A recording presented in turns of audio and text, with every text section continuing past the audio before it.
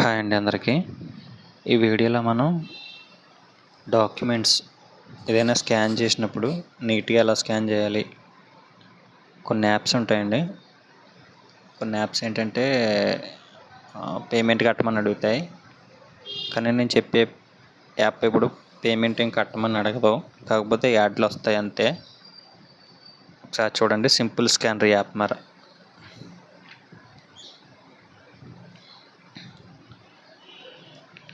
ఇక్కడ క్లిక్ చేసి మీరు ఏదైనా డాక్యుమెంట్ స్కాన్ చేయొచ్చు.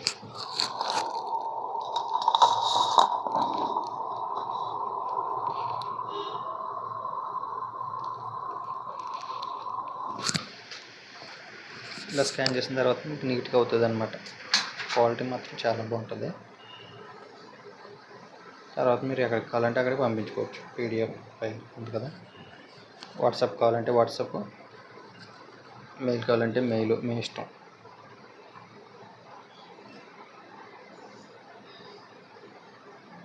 Okay, thank you.